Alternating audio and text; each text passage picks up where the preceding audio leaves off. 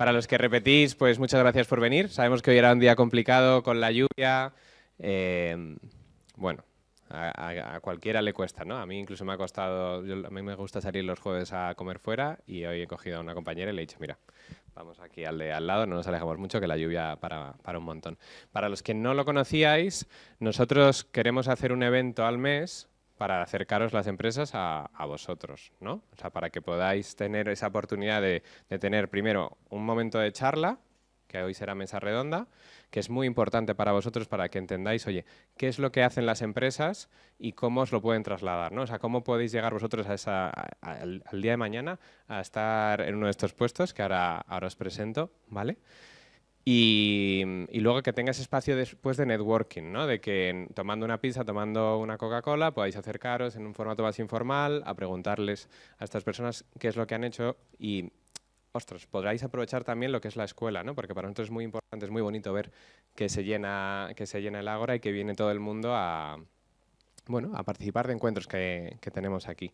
No voy a hablar mucho más porque hoy el protagonista no soy yo. Os presento a nuestros tres ponentes. Tenemos a Íñigo López, que actualmente está de CDO en Syncrolab, después de una extensa carrera laboral, que se ha concentrado en los últimos 5 años en el Atlético de Madrid, para los que seáis más deportistas, pero hoy no hemos venido a hablar de deportes. A Carlos Menéndez, que tiene una dilatadísima experiencia en el mundo de banca, ha trabajado en BVA, ha trabajado en el Banco Santander y que ahora está liderando el departamento de data en Ferrovial. Para los que no os ubiquéis en Ferrovial, es una de las ingenierías top, ¿vale? Tanto en España como a nivel internacional.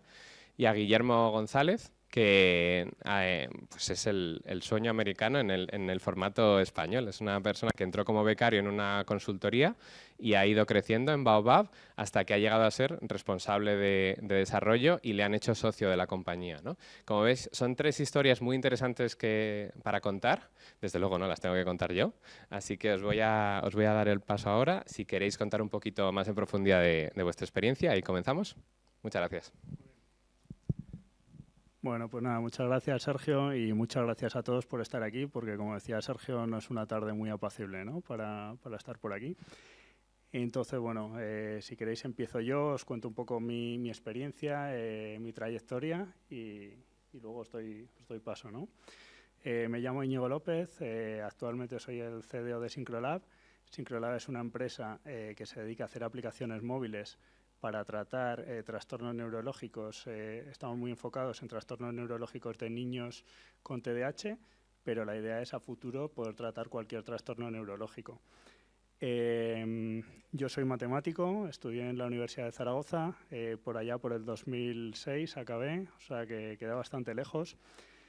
Luego ya me vine, bueno, hice un máster en bases de datos allí, me vine a trabajar aquí a Madrid, empecé a trabajar en Deimos Space, una empresa de ingeniería en Tres Cantos, estuve ahí bastante tiempo. A los 5 o 6 años me despiden, lo cual para mí fue, echando la vista atrás, una auténtica oportunidad, porque me coge en 2013, que es justo el auge del Big Data aquí en España. Bueno, el auge. Yo recuerdo que aproveché ese año para hacer un máster en la EOI, era el primer máster que había de Big Data. Se empezó a hablar de algo llamado Hadoop, que nadie entendía. Y luego también coincidió con la aparición de los cursos de Coursera, ¿no? Me acuerdo que empezaron sacando 3 cursos por aquel año y yo creo que fue el boom de lo que conocemos hoy, ¿no? Mogollón de cursos, escuelas, Udemy, Udacity, Coursera, puedes hacer el curso que quieras online y eso yo creo que es una oportunidad para todos. Entonces, bueno, luego paso ahí ya me reoriento hacia el mundo del dato. Sigo trabajando en una startup llamada Geoblink, que luego la verdad que ha tenido éxito y de hecho ha tenido un éxito bastante gordo. Paso por BBVA en Tres Cantos, en la parte de ciberseguridad, ahí como Data Scientist. Yo analizaba los datos que la gente de ciberseguridad me daba.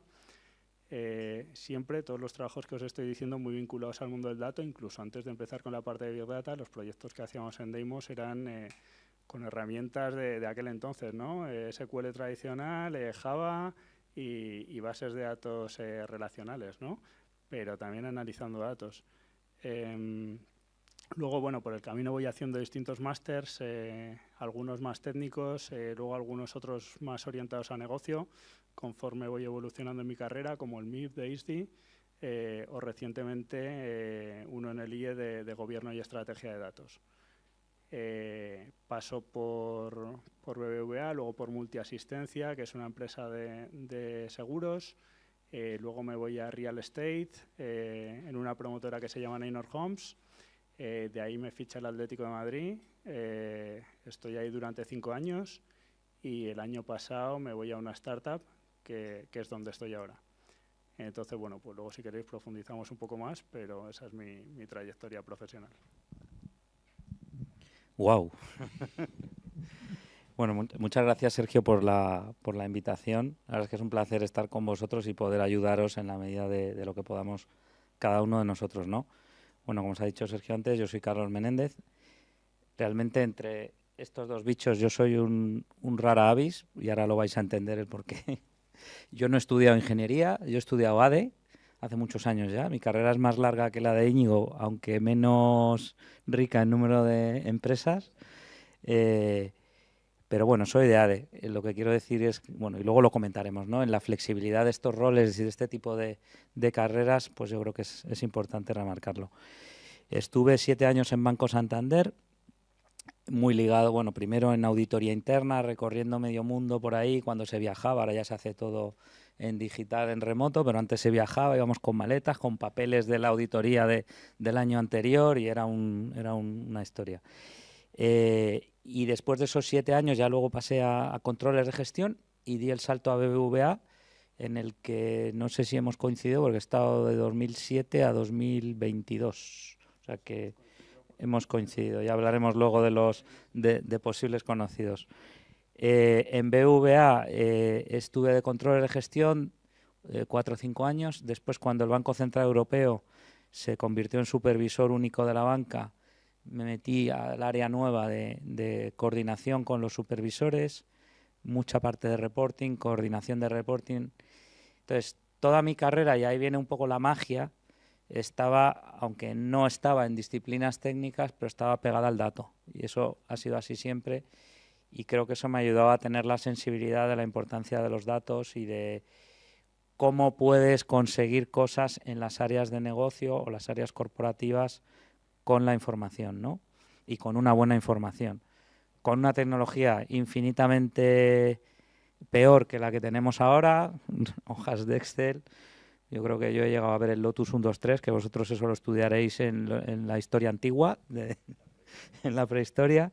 Pero bueno, hojas de cálculo, bueno, informes a mano, PPTs, las primeras PPTs, bueno, pero siempre pegado al dato. Entonces ya en el 2016-17 BBVA decidió crear la unidad global de data y me fui de cabeza. Tuve la oportunidad de entrar, pero no tan metido en la parte tecnológica, sino muy pegado a las áreas de negocio, finanzas, riesgos, las filiales del banco en todos los países para definir el modelo de gobierno, muy centrado en data governance, y ya con proyectos en los que estábamos trabajando con arquitectura e ingeniería de la mano, ¿no? Y hace 3 años, pues, me dio un ramalazo y que venga, vamos a dar otro salto y vamos a intentar parecernos a estos señores que están aquí al lado, aunque dudo que lo consiga. Pero bueno, llevo el equipo de data en Ferrovial, un equipo de data analysts, data architects. No estoy llevando data scientists directamente, pero sí tenemos trabajos en los que colaboramos con nuestros data scientists internos. Y desplegando, porque era una función que estaba muy desagregada, no estaba centralizada y no estaba creada, no había best practice, no había framework, no había nada. Cada uno hacía sus informes como en cada área, con su conocimiento, su expertise, pues definir toda esa función, desplegar el modelo, elegir las plataformas tecnológicas para recomendarlas, ¿no?, a las distintas unidades de negocio. Luego hablaremos de las unidades de negocio de Ferrovial, si queréis un minuto. Tenemos muchas unidades de negocio muy diferentes y con una cultura muy diferente, ¿no? Con la parte cultura del dato, pues también hablaremos que es importante, ¿no? Y bueno, pues aprendiendo mucho, con un reto enorme y bueno, decidiendo plataformas tecnológicas, con lo cual creo que es una esperanza para gente como vosotros y para gente que incluso tengan otros estudios, que todo es ponerse y todo es ser flexible y amoldarse, ¿no? Y hablaremos también de la formación y de cómo mantenernos actualizados en este mundo que corre tanto. Y ya le dejo a Guillermo. Muchas gracias, Carlos y Sergio, por invitarnos. Soy Guillermo, ya me ha introducido antes Sergio. Llevo 10 años trabajando en Baobab.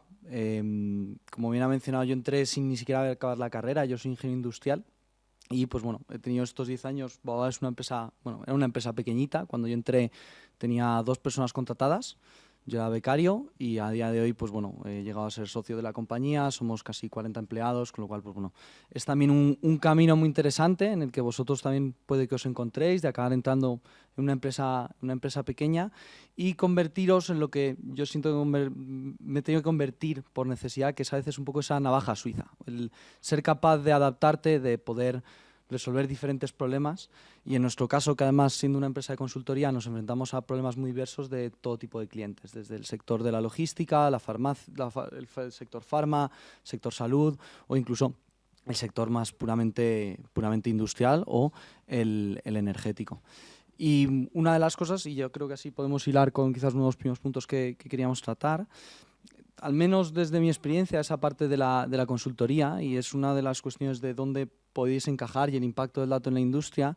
Yo lo que siento que he vivido mucho es que hay veces hay que convertirse en esta figura que muchas veces se llama del business translator, de esa persona que está entre medias del negocio, muchas veces el negocio que trabaja con los datos, que al final necesita sacar su trabajo adelante, no saben explotarlos y tampoco son capaces de comunicar a esos departamentos más técnicos qué es lo que quieren o qué es lo que necesitan. Al final el departamento más técnico ve el dato y dice yo quiero hacer modelos, yo quiero explotar este dato, pero el otro lado quiere sacar realmente valor y hace falta una figura intermedia que puede ser un perfil específico o puede venir también de vuestra formación desde el punto de vista más del dato, de también tener una visión del negocio para poder explotar esos datos con valor y poder sacarles realmente un partido que el negocio pueda aprovechar. Y que es esa figura del business translator la que es difícil de enseñar, pero es fácil de crecer en ella y es muy fácil de aportar valor con una buena comunicación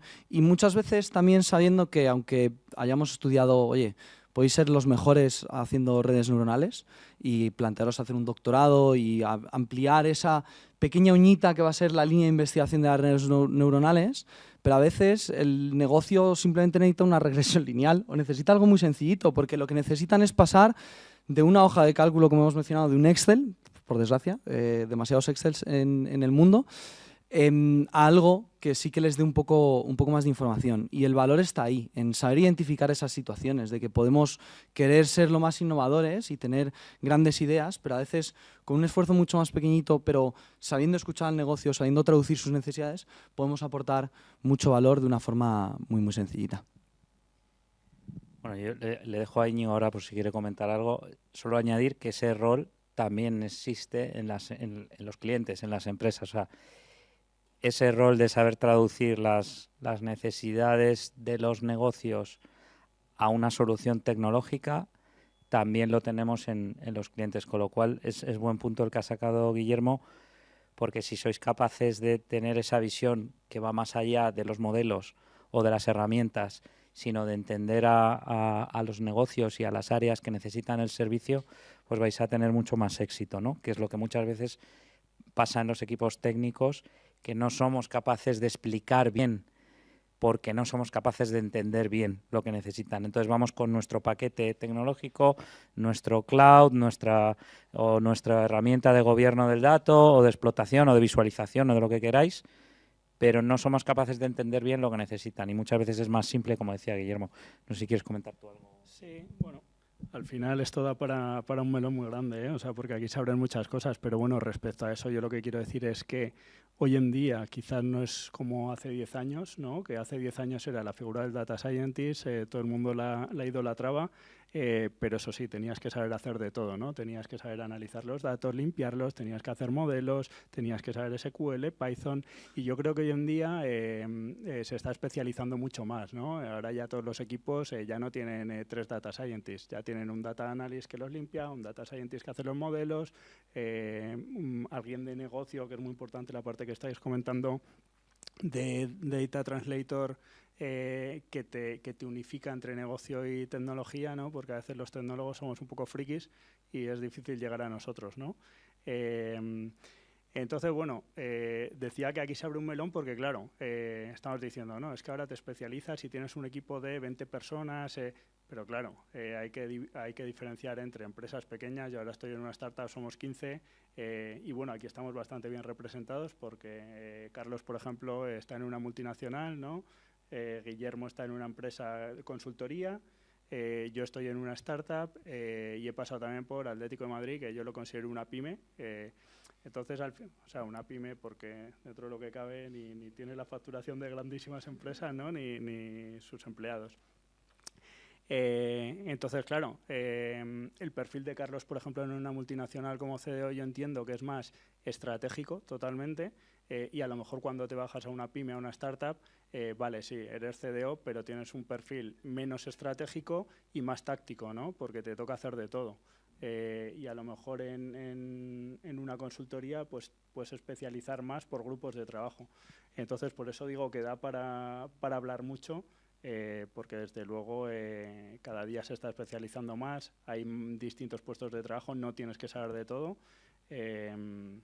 y depende mucho del tipo de empresa y del sector en el que caigas. Un poco enlazando con este comentario, Íñigo, ¿cómo veis vosotros la relación? Porque el impacto del dato, ¿no? Llamamos, creo, la mesa de ronda. ¿Cómo veis la relación de los equipos de data con todos esos otros perfiles que hay en las empresas? En algunas equipos más pequeñitos, en otras equipos más grandes, pero siempre hay una diversidad de perfiles. ¿Cómo vivís vosotros en vuestro día a día esa relación entre el equipo o responsable de datos y el resto de perfiles que al final tenemos que trabajar en el día a día codo con codo, cloud y operaciones, la parte de desarrollos, bueno, o sea, todos los equipos aplicaciones, bueno, depende también un poco de, quizá vosotros sois más nativos digitales y no tenéis tanto legacy como tenemos en Ferrovial, pero bueno, hay una diversidad de roles ahí. ¿Cómo lo veis vosotros y cómo veis que se pueden interrelacionar?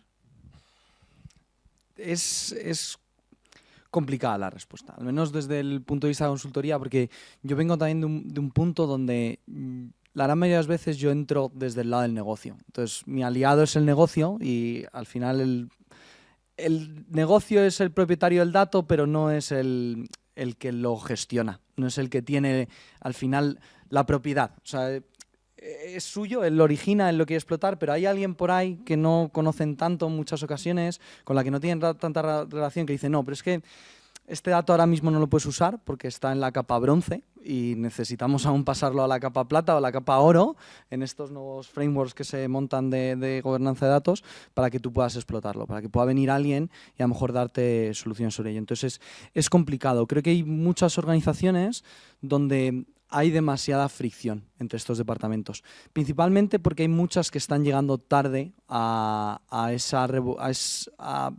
están llegando un poco tarde a la fiesta de modernizarse y están intentando montarlo ahora muy rápido y les está costando y está habiendo mucha fricción en ese aspecto. Entonces creo que pecan muchas veces de a lo mejor no parar, de evaluar las cosas y con las prisas de o nos digitalizamos ahora y aprovechamos los datos lo mejor posible o nos vamos a quedar atrás y nos van a comer la tostada.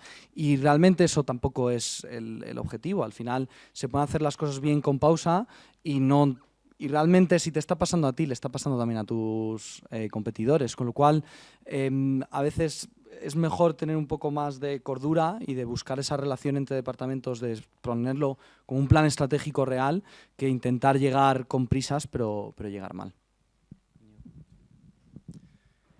Sí, yo creo que un punto clave es lo que comentaba Guillermo del gobierno del dato, ¿no? Porque, claro, muchas veces a mí me ha pasado que entras a tirar del carro, y digo a tirar del carro porque muchas veces entras tú con tu conocimiento en un sitio donde no se hace eso, ¿no?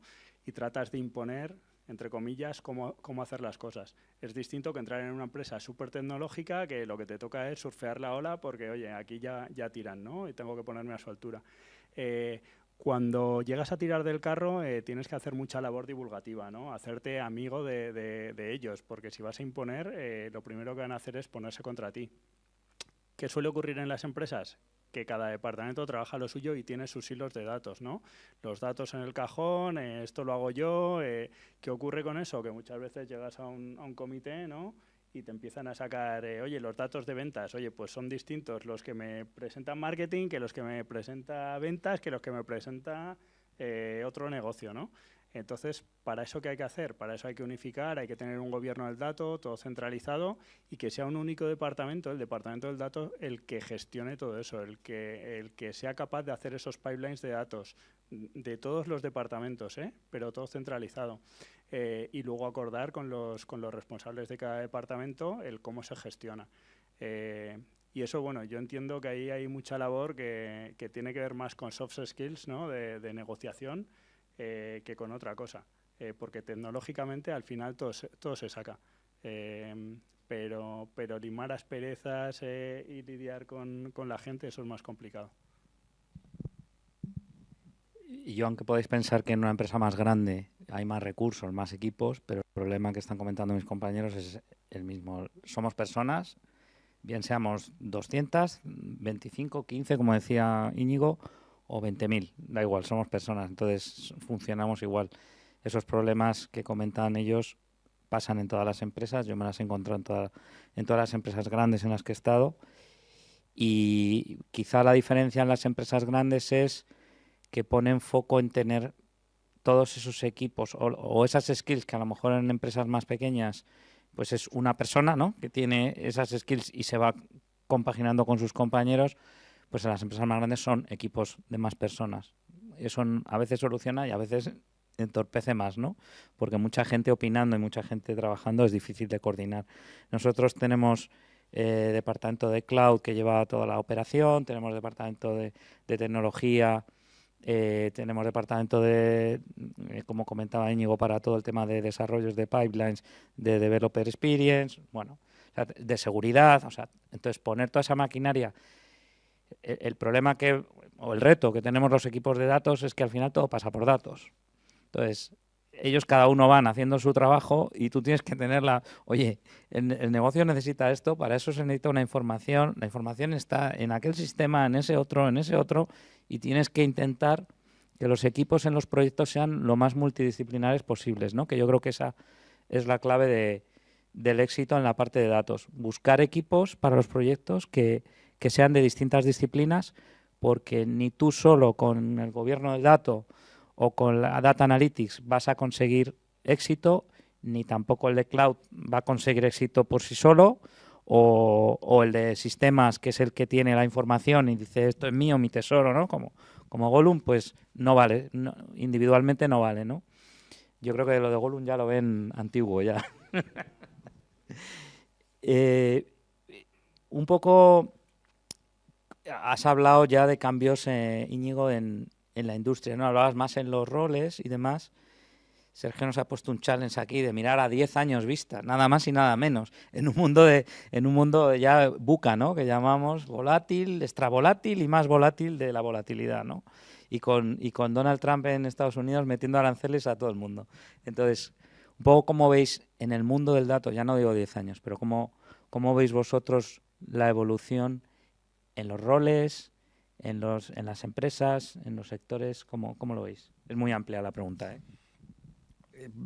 Bastante amplia. Creo que y el dato va a ser también una pieza fundamental de esta evolución que hay futura ahora, y es lo que se está viendo el último par de años de avances en la inteligencia artificial. Al final, todos estos modelos que probablemente ya todos vosotros usáis todos los días, y si no os usáis, usadlos, al final requieren de un volumen de información muy grande. Entonces, por ahí hay ya un reto para las grandes organizaciones de decir, oye, ¿cómo podemos coger estos modelos, ya sean modelos públicos o modelos propietarios de terceros, porque nos dejan utilizar y que van a ser la clave de los negocios en los próximos 10 años?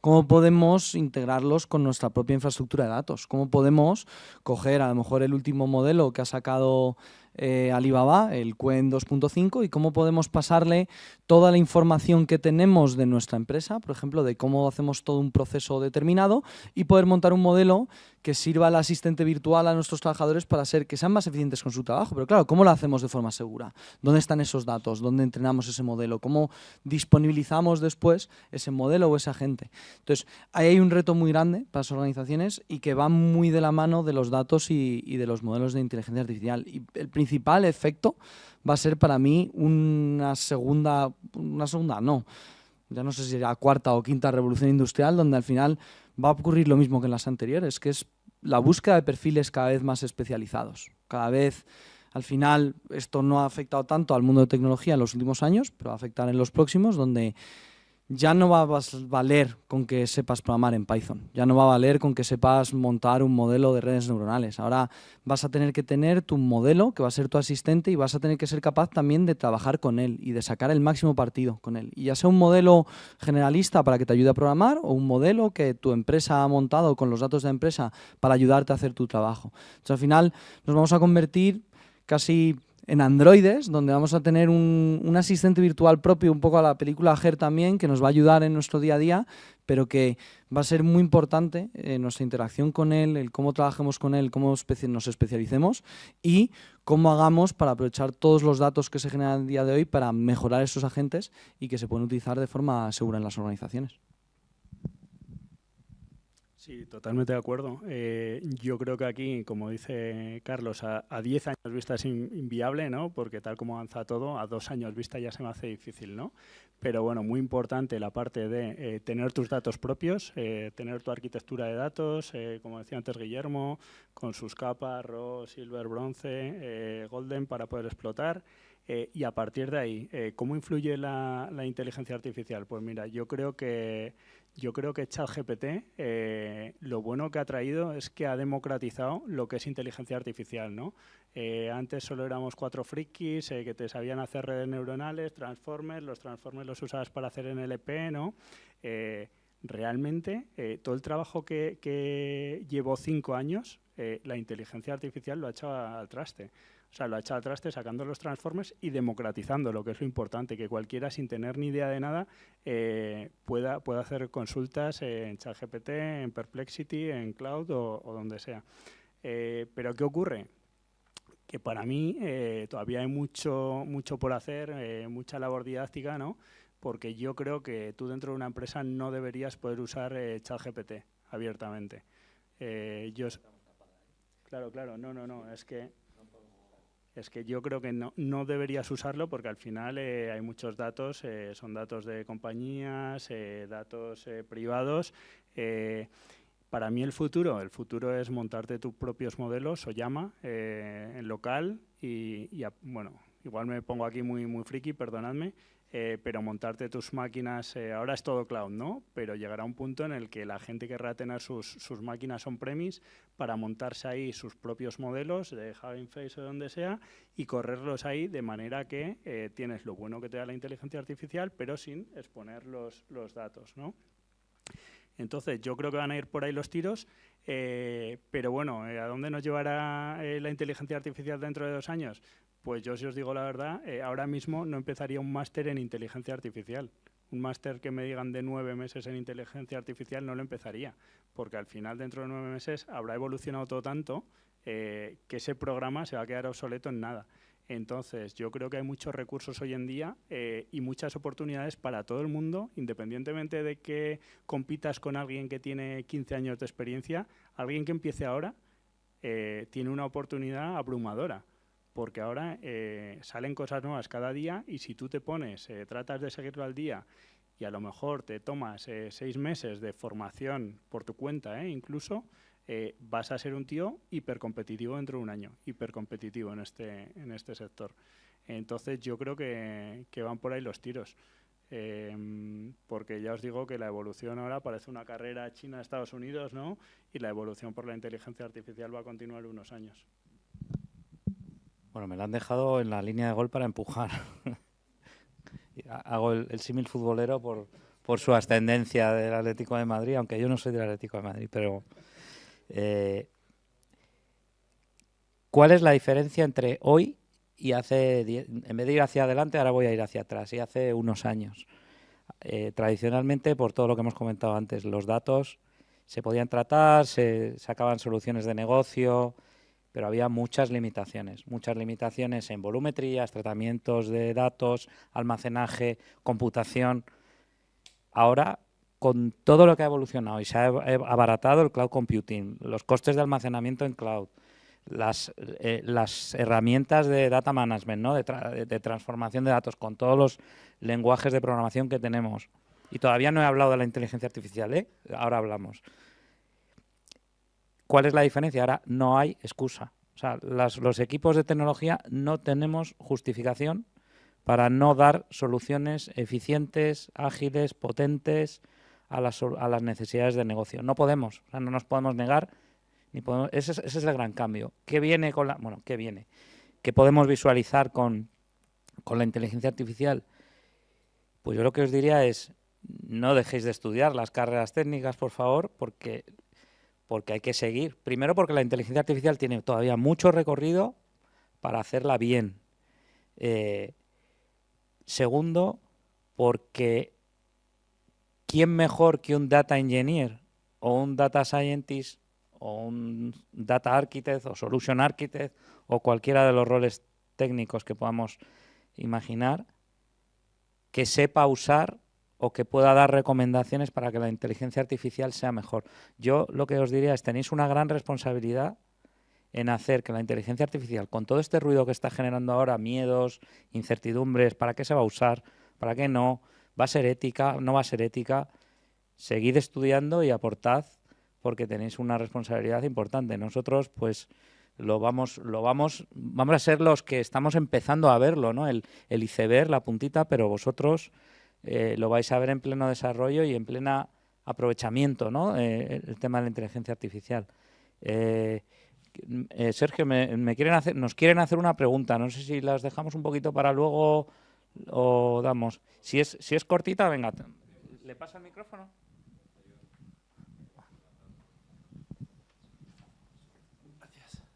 Bueno, es como ha comentado un poco Íñigo y como acabas de comentarte un poco, Carlos, para estudiar la IA y demás, ¿qué elegiríais? ¿Estudiar por tu cuenta o hacer un curso y te quedas un poco más antiguo y demás? ¿Cómo te llamas? Alejandro, muchas gracias por la pregunta, porque era uno de los puntos que íbamos a tocar. Yo creo que lo ha comentado Íñigo y ahora les dejo que comenten, ¿no? Hoy escuchamos open source, Open Innovation, que sabéis que son programas en los que las empresas colaboran con startups abiertamente, con lenguajes comunes, con los datos expuestos para desarrollar proyectos y conseguir cosas tan espectaculares como a la que se dedica Íñigo y su compañía, ¿no? Creo que tenemos infinitas posibilidades de no tener que hacer, y lo digo yo que acabo de hacer un programa y me he gastado una pasta, pero hay infinitas posibilidades de autoformarse y de estar todo el día, estar leyendo. Yo lo que diría es que esto no va de máster o de programas, sino de leer, estar muy atentos, artículos. Hay muchos artículos o editoriales, ¿no? Digitales, que lanzan artículos de tecnología. Hay muchos foros en las redes sociales que seguro que utilizáis. Seguro que hay muchos foros de tecnología y yo creo que esa es la mejor manera de formarse. Yo aquí añadiría a lo mejor algo más, y a lo mejor Íñigo me corrige siendo él matemático y yo ingeniero industrial.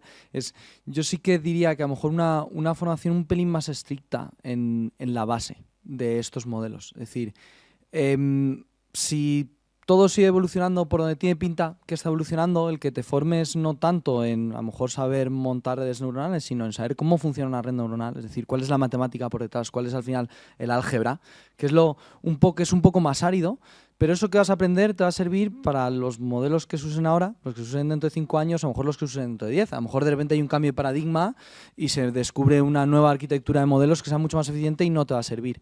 Pero esa base matemática sí que te va a ser muy útil, vaya más o menos por donde vaya la evolución de estos. Y de cara a mantenerte al día, yo lo llevaría incluso un paso más allá.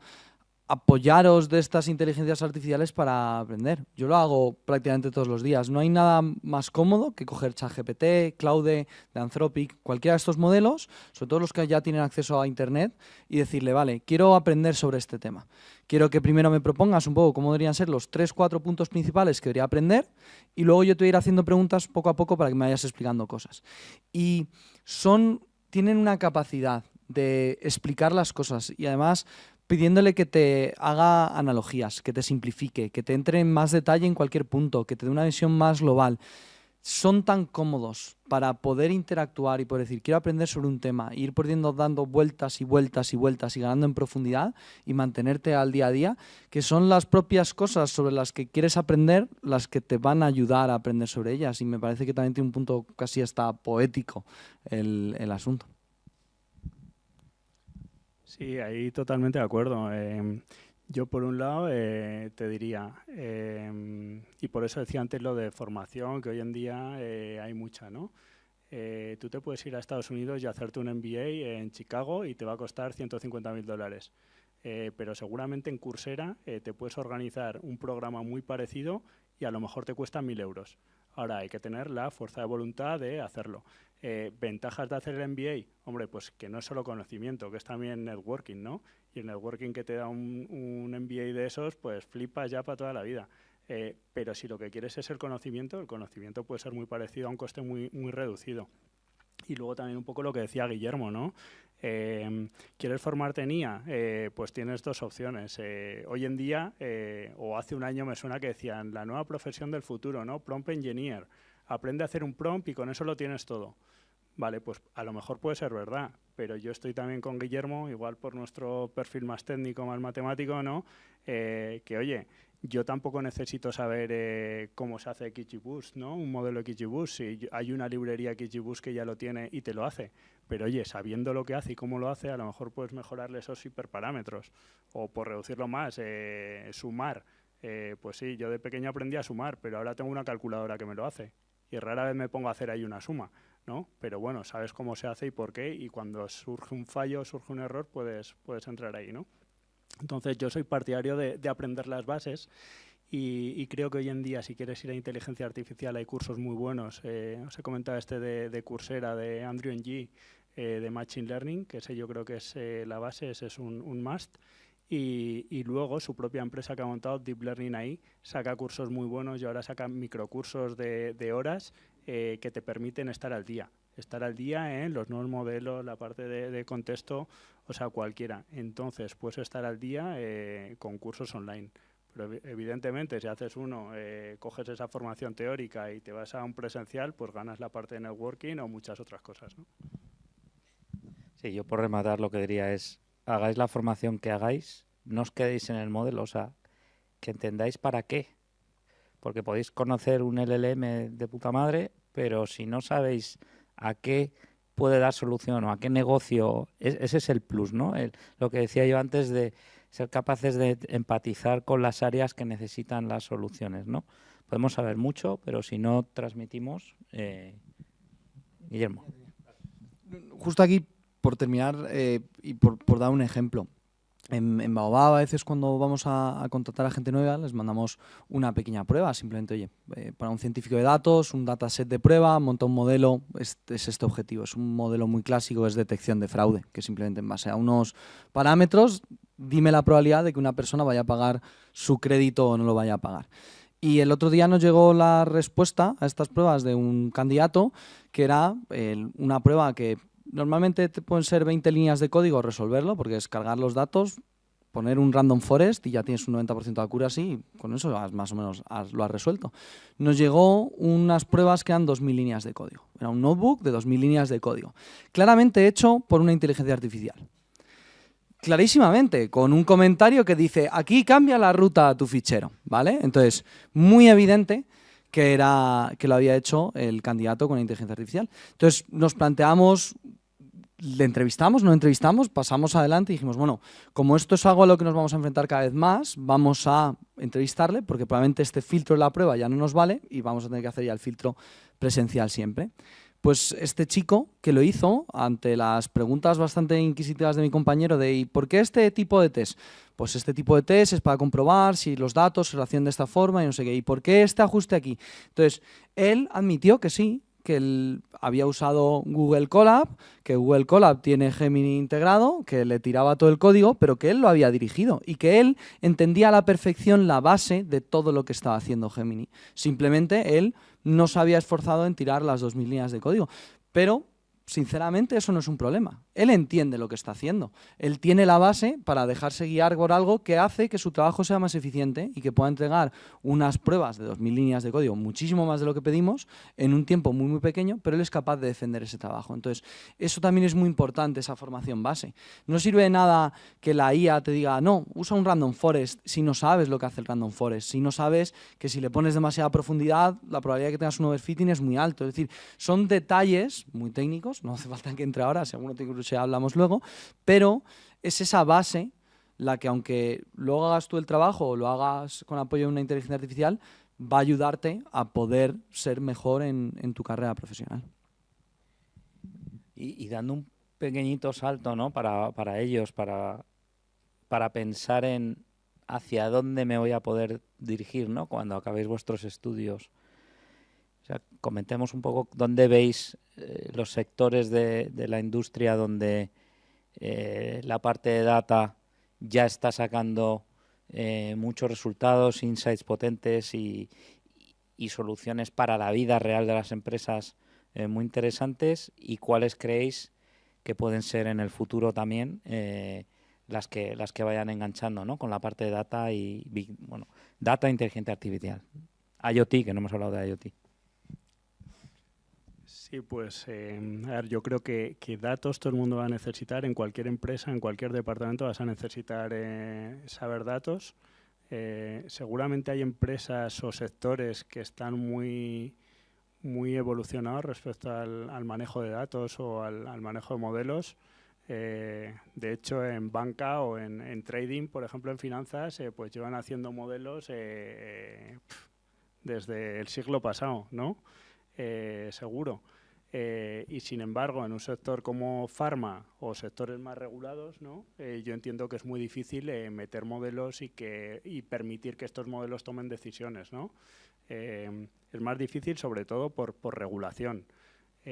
O sea, que hay sectores en los que esto está superadísimo y el uso del dato lo tienen como algo natural, y hay otros en los que hay que ir inculcando y educando poco a poco. Respecto a departamentos, pues yo creo que es que hoy en día todos los departamentos necesitan datos. Yo, por ejemplo, claro, cuando estaba en el Atlético de Madrid, al final el Atlético de Madrid es como una empresa con 20 empresas dentro, ¿no? Porque tienes 2 e-commerce, tienes tiendas físicas, tienes venta de entradas, ticketing, luego tienes datos de la parte deportiva, de eventing, de tracking. Entonces, claro, todos los departamentos usan los datos. Entonces, tú tienes que tener un equipo central también, y luego hablamos, si queréis, si tiene que ser central o en un multipaís, ¿no? Que debe ser un hub and spoke, pero central, que centralice todos esos datos, ¿no? Y muchas veces el de marketing no tiene la misma visión que tú tienes de lo que es el departamento de datos, ¿no? Porque el de marketing te va a decir, no, pero es que para mí los datos es los datos de Google Analytics, ¿no? Y tú piensas, no, es que para mí los datos son los de esta base de datos que tengo transaccional. Entonces, cada uno tiene su visión y desde un departamento de datos tienes que entenderlas todas y tratar de unificarla. ¿Qué sectores ves tú, Guillermo? ¿Con quién trabajáis en datos? Pues mira, te diría que lo ha mencionado Íñigo, toda la parte de trading o empresas que tocan esa parte están ya bastante avanzados. Todo el sector de las utilities energéticas es su día a día, es decir, al final todas las empresas que se dedican a la generación de energía, comercialización de energía o petroleras que al final tienen modelos de necesito comprar el crudo ahora o dentro de 6 meses, dentro de un año, al final todos esos llevan trabajando con modelos y con datos durante mucho tiempo porque ha sido su core, porque al final son decisiones que mueven mucho dinero y que han tenido un impacto muy grande siempre. Entonces esas ya están muy avanzadas y luego hay otras que están empezando a meterse ahora y es muy curioso porque son sobre todo pues, negocios que a lo mejor siempre han sido más manuales y que pues eso van como a más ralentí y tardan más en llegar. Por ejemplo, todo el mundo de la logística. Yo he visto grandes empresas que mueven muchos contenedores al día por las carreteras españolas que lo siguen haciendo, ya no te digo en un Excel, en una hoja a mano y pintando sobre un mapa, por ejemplo. He visto fábricas que producen productos alimentarios que hacían la producción, la planificación de producción, lo que llaman las sábanas, que eran literal trozos de papel acero puestos en una pared y se dedicaban a pintar con rotuladores de cada color era un tipo de producto que iban a producir y cómo lo hacían. He visto empresas que hacen trenes que por un lado sí que explotan muchos datos y tienen mucha información, que el mantenimiento de sus trenes es un Excel donde según el color en el que pintes la casilla implica una cosa u otra. Ponte tú luego a procesar ese Excel para poder digitalizárselo realmente, aunque ya es digital, y que lo puedan explotar. Entonces, hay mucha oportunidad, hay muchas empresas que están aún en ese proceso, que aún, aunque dicen que lo están haciendo, todavía no lo han comenzado, y que les queda mucho camino por recorrer. Y son todas empresas, probablemente las que venían haciendo las cosas de una forma mucho más manual o trabajos mucho más del día a día, las que aún les queda mucho camino por recorrer, pero que puedan recorrer y mejorar todos sus procesos y poder explotar luego esos datos de una forma muy eficiente.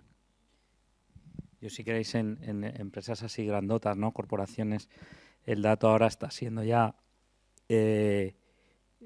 core, ¿no? En empresas de transportes que comentaba Guillermo, transportes no solo a nivel nacional, sino transportes marítimos, los contenedores por el mar, el diseñar o el eficientar cómo se colocan los contenedores en los barcos, cuántos contenedores se tienen que poner, las rutas, todo el tema del transporte también terrestre o servicios, ¿no?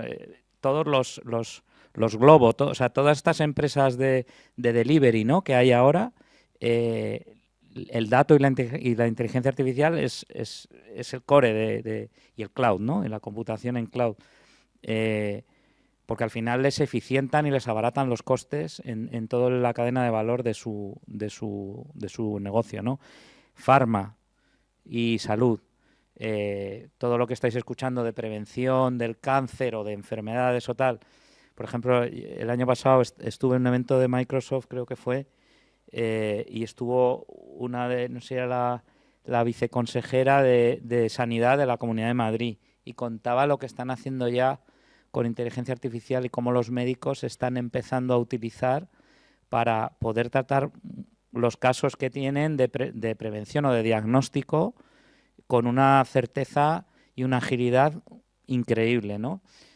Yo creo que esos sectores están ya.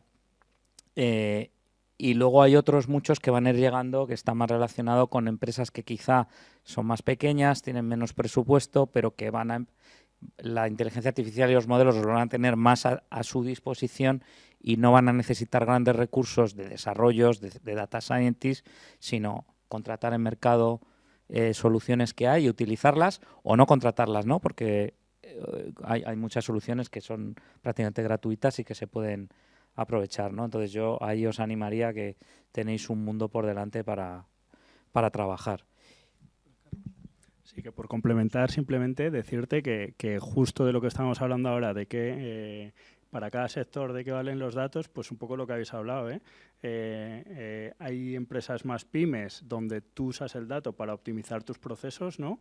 Que al final eso te da rédito porque te da un ROI, Y hay otras empresas donde lo que haces con el dato es tomar decisiones que al final te permiten también optimizar, ¿no? Y te cojo el hilo de lo que comentabas de sanidad, ¿no? Porque yo ahora estoy en una empresa que al final son Digital Therapeutics, que al final está muy regulado, ¿no? Nosotros también estamos tratando de hacer proyectos para hacer diagnósticos de TDAH en base a nuestra herramienta, pero todavía hay mucha reticencia, ¿no? Entonces yo entiendo que hay otros sectores, porque esto es salud mental, y claro, la salud mental es más subjetiva, ¿no? Otro tipo de patologías, como puede ser, pues no sé, algo de corazón, Idoven, alguna empresa de esta, ¿no? Es como más, oye, tú te haces un escáner y ves lo que hay y si lo ves está, ¿sabes? Pero en salud mental es todavía muy subjetivo y hay mucha oposición al diagnóstico, aparte de regulación. Tú no puedes regular si no eres un terapeuta, entonces meter a alguien tecnológico que te haga un diagnóstico todavía no se puede. Entonces ahí se necesita también un lobby para luchar a favor de esa regulación favorable, ¿no? Pero sigue siendo muy complejo. Sí, justo en el sector sanidad también hay mucha resistencia. Hay un trabajo del 2018, creo que es, de la Universidad de Nueva York, de al final, oye, analizando radiografías de pecho, ayudar a detectar la probabilidad de que tengas cáncer de pulmón, y luego tienen un equivalente con mamografías. Entonces, el resultado del trabajo no es sustituir al especialista que ve eso, pero demuestran que el especialista por sí solo acierta más que la máquina, pero el especialista con la máquina acierta más que el especialista solo. Y la especialista con la máquina acierta más que un grupo de 4 especialistas juntos. Entonces, no es una cuestión de también utilizar estos datos para sustituir procesos de personas, sino también para dotar a las personas de más información para poder tomar sus decisiones. Y entiendo que en el sector salud es muy complicado porque son datos muy sensibles. Y no es trivial el poder decir, vamos a montar un modelo para trabajar, para ayudar a detectar el cáncer de mama, porque al final es información muy sensible, pero intentemos trabajar en poder romper esas barreras con seguridad, pues eso, con un buen gobierno del dato, con una buena disponibilización para que agentes terceros, que en este caso no son los propietarios de los datos, por ahí el propietario final debería ser el paciente, pero que se puedan utilizar también muchos datos que tenemos para objetivos de muy buena causa, como puede ser ayudar a los médicos a generar mejores diagnósticos. Yo añadiría la sostenibilidad, que la tenemos todo el tema de ESG está hoy en día en el hype, ¿no? Y todas las soluciones tecnológicas que ayuden a la sostenibilidad es lo que están buscando las empresas, ¿no? Para cumplir con los requerimientos regulatorios y también pues para ser más sostenibles, ¿no? Como un más filantrópico, ¿no? Ahí sí que os recomendaría que si tenéis interés que os forméis ahí, porque también podéis aplicar tecnología muchísimo en soluciones de ESG, ¿no? Y Sergio, quedan 3 minutos para las 7 para darles unos minutos de preguntas. Lo único nos faltaba, yo creo que hay un tema interesante que nos faltaba, que es los perfiles, ¿no? ¿Qué perfiles buscan las empresas en la gente que está estudiando o que está terminando ya los estudios, ¿no? ¿Qué buscáis vosotros en Íñigo? Pues ahí yo, si quieres, te contesto rápido. Al final, bueno, nosotros hacemos aplicaciones en Unity, pero luego analizamos los datos con Python. Más que el que buscas ahora mismo, yo lo que creo que tienes que buscar es gente proactiva. Gente proactiva, por lo que comentábamos antes, en 2 años te cambia todo, en 2 meses te cambia la IA, y tú lo que tienes que buscar es alguien que tenga la capacidad de querer formarse. Yo entiendo que todos los que estáis aquí estáis haciendo un máster o habéis pasado por Inmune, y eso es porque tenéis esa proactividad, ¿no? Esa capacidad de querer formaros, de aprender cosas nuevas. Y yo creo que eso es lo que buscan las empresas, por encima de, como decía antes, puedes tener 15 años de SQL, saber Python, saber Java, haber estado en 1000 escuelas de negocio, lo que sea.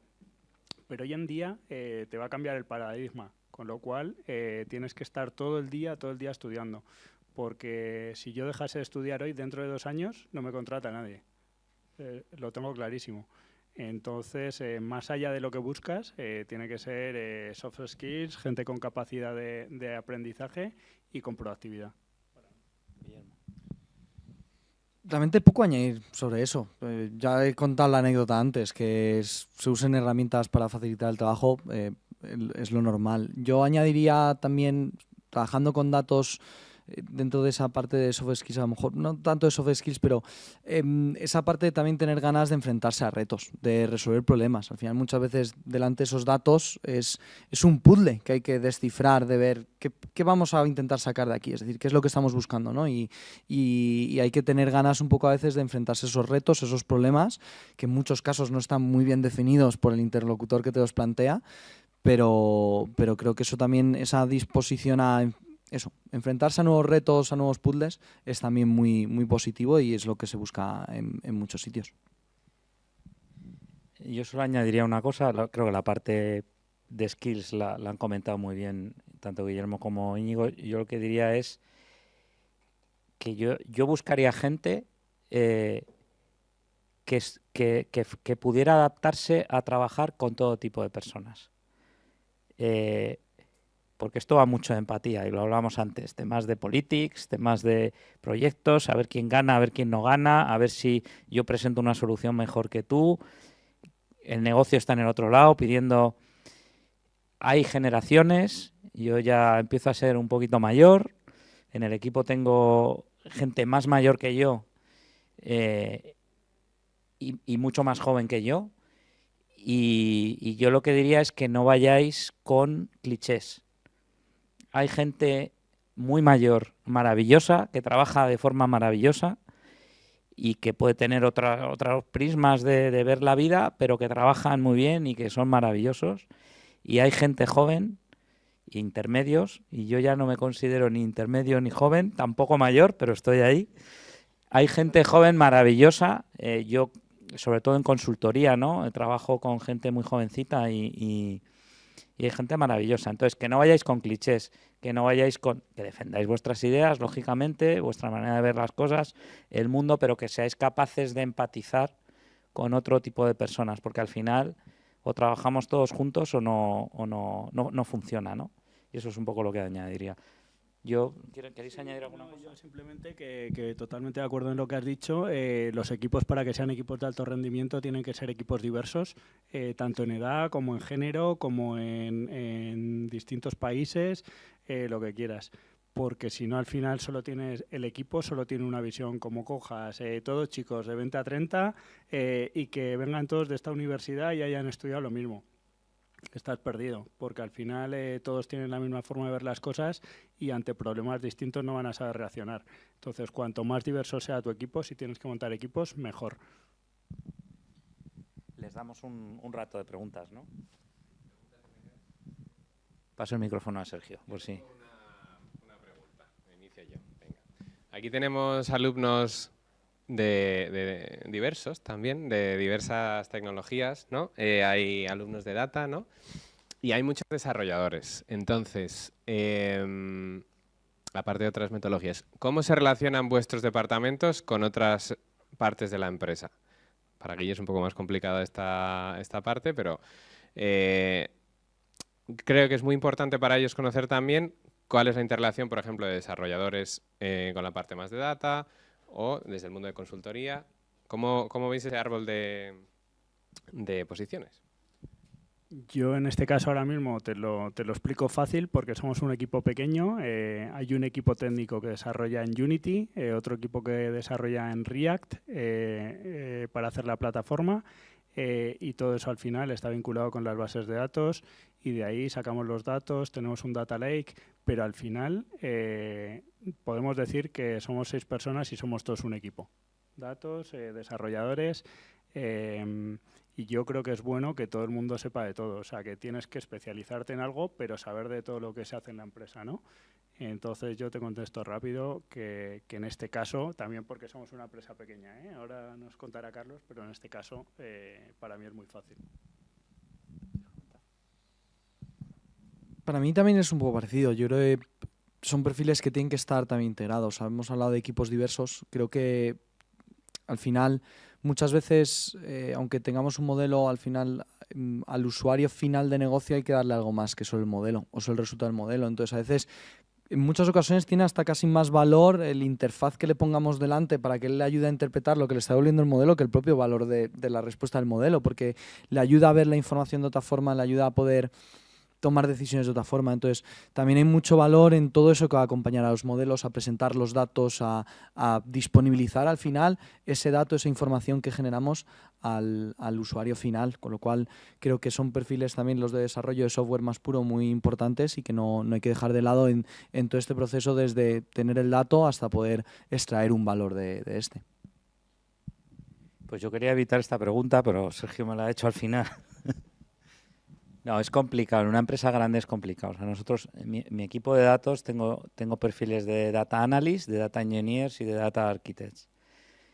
Tengo un compañero que lleva el equipo de arquitectura empresarial, que no son data architects, son solutions architects y arquitectura más empresarial, más global. Pero luego están los equipos de tecnología, cloud y operaciones, los equipos de aplicaciones y sistemas, que son los que mantienen los grandes legacies, los grandes monstruos que tenemos en estas empresas, ¿no? Que son on-premise en algunos casos, aunque ya prácticamente tenemos todo migrado a cloud, pero entonces es complicado. Como os decía, equipos multidisciplinares, creo que esa es la clave, y muchísima empatía y muy buena relación entre los equipos, o sea, generar buena relación entre los equipos. Yo tengo personas de mi equipo que después de tener debates, discusiones grandes con puesto de trabajo, otro equipo, es que son muchos equipos los que tenemos en Ferrovial, ¿no? En proyectos. Le han subido regalos, le han subido bombones y se han cagado en su puñetera madre durante el proyecto. Y ha terminado el proyecto y te agradezco el trabajo que habéis hecho, ¿no? Eso es lo que hace funcionar a las personas. Si no, cada uno vamos a nuestros silos, cada uno con nuestro rol. El data scientist se pone a hacer su historia, su modelo, luego llega el ML engineer y el otro y nosotros en datos, y al final no sale una buena solución, ¿no? Que es lo que comentaba Guillermo, que al final lo importante es dar una solución integrada para el cliente, ¿no? Yo creo que no hay trucos de magia, son las personas, no hay organizaciones. Creo que mis compañeros y yo también hemos vivido modelos más centralizados, más descentralizados. Al final no hay ningún modelo bueno. Dama, por ejemplo, que no sé si alguno de vosotros habéis estudiado el framework de Dama, pues que está muy bien, pero luego llegas a las empresas y dices, ¿tengo que aplicar el framework? Pues no puedo. O sea, es que no, la realidad no es lo que pone aquí en el papel y tengo que adaptarme a la realidad de la empresa, ¿no? Es lo que os diría yo. ¿Preguntas, dudas, cuestiones? ¿No? Bueno, aquí nosotros hacemos un poco de cliché. Alumnos de Tech prefieren más las distancias cortas, entonces si queréis vamos a ir pasando a la parte de networking con las pizzas. Os podéis acercar a los ponentes, cuidado con rodearles en círculos, que nos conocemos, ¿vale? Dejarles respirar un poco. Pues pasamos a la siguiente sala.